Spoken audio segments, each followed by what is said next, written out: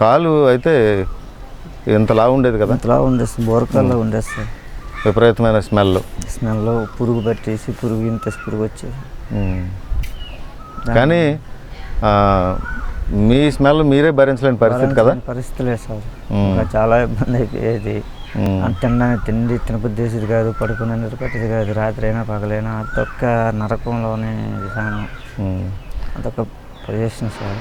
ఇప్పుడు ఆ భగవంతుడి దయ వల్ల. కానీ మీరు చనిపోతానని చాలా సందర్భాలు అన్నారు. చాలాసార్లు అన్నాం సార్, చచ్చిపోయి ఇంకా బ్రతకను, ఇంకా నా టైం అయిపోయింది, చచ్చిపోయి హాస్పిటల్కి అలాగా మీరు జాయిన్ చేసి అక్కడి నుంచి ఇలాగే వచ్చాము. అక్కడి నుంచి భగవంతుడు మళ్ళీ చచ్చిపోయే విధానంలో కూడా ఇంకా బతకాలని చిన్న ఆశ తల విధానంలో ఉంది.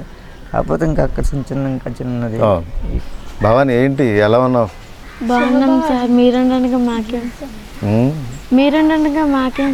నేను ఉండడానికి ఏముంది, కానీ అప్పటికి ఇప్పటికి తేడా ఏంటి? అప్పట్లాగా ఏం స్మెల్ అలాంటిది ఏం లేదు సార్. మీరు హాస్పిటల్ తీసుకెళ్లారు, మరి అవంతా క్లీన్ చేయించిన తర్వాత ఇప్పుడు బాగుంది. చక్కగా మా నాన్న పడుకోగలుగుతున్నాడు, స్మెల్ ఏం లేకుండా ఇల్లంతా చక్కగా ఉంది. ఎవరైనా వచ్చినప్పుడు కూడా ఉండేవారు కాదు.